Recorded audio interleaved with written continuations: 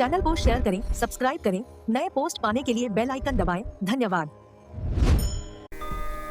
स्वागत है आपका सिद्ध मंत्र तंत्र में, वो पवित्र स्थान जहाँ न कोई दिखावा है न कोई व्यापार।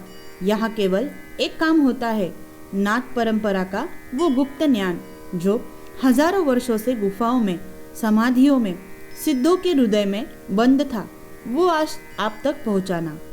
यह चैनल उन साधकों के लिए है जो थक गए हैं, जो टूट गए हैं, जो हर दरवाजा खटखटा चुके हैं और हर जगह से खाली हाथ लौटे हैं, जो सच्चे मन से सिर्फ एक चीज मांगते हैं, मुक्ति, संकट से मुक्ति, कर्ज से मुक्ति, दुख से मुक्ति। आज का यह वीडियो उन्हीं के लिए है। आज जो मंत्र मैं आपको देने वाली हूँ वो कोई साधारण मंत्र नहीं है। यह वो शनि पंचाक्षर शाबर बीज मंत्र है जिसे नवनाथ सिद्धों ने अपनी साधनाओं में सर्वोच्च स्थान दिया, जिसे जानने वाले बहुत कम हैं और जिसे सिद्ध करने वाले उससे भी कम।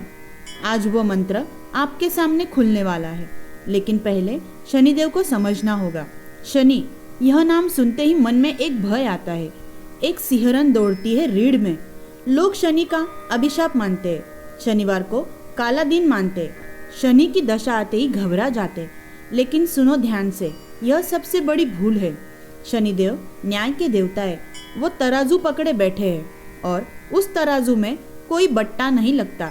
वो किसी से सगे नहीं और किसी के दुश्मन भी नहीं। राजा का महल हो या गरीब की झोपड़ी, शनि की नज़र बिना भेदभाव के सबके कर्मों का हिसाब रखती है। जब 7:30 आती है तो घर बिखरता है, जब ढैया लगती है तो धन रुक जाता है, जब शनि महादशा चलती है तो इंसान भीतर से टूट जाता है। रातों को नींद नहीं आती, सुबह उठने की हिम्मत नहीं होती, मन में एक ही सवाल घूमता रहता है, मेरा क्या कसूर था। लेकिन भाई, शनि सजा नहीं देते, शनि न्याय देते।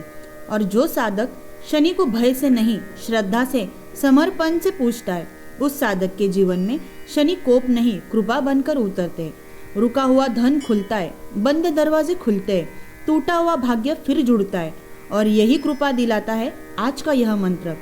नवनाथ भक्ति सार में स्पष्ट लिखा है, जो साधक इस पंचाक्षर शाबर बीज मंत्र का 23,000 जप श्रद्धा से करता है, उसकी शनि महादशा का समस्त कष्ट शांत हो जाता है।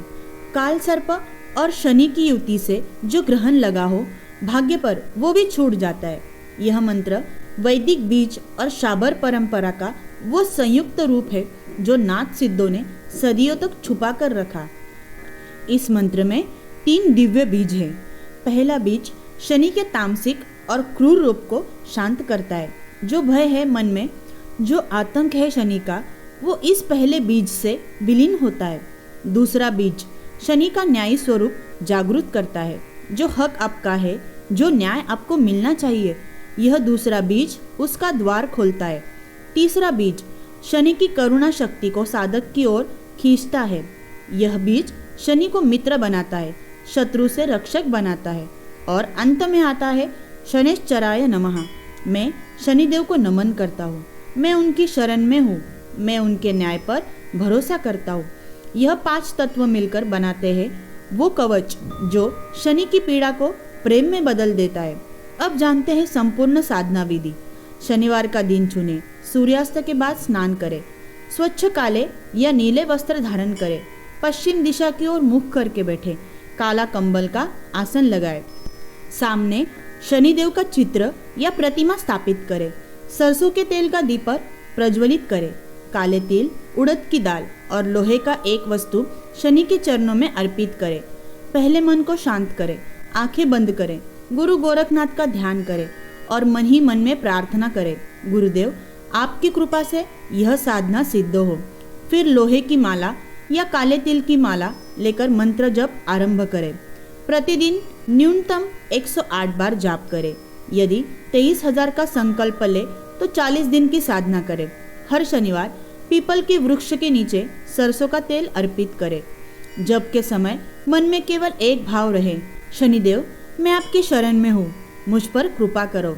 और याद रखें, जप ना कर सको तो भी प्रतिदिन इस मंत्र को सुनने मात्र से ही वही फल मिलता है जो जप से मिलता है।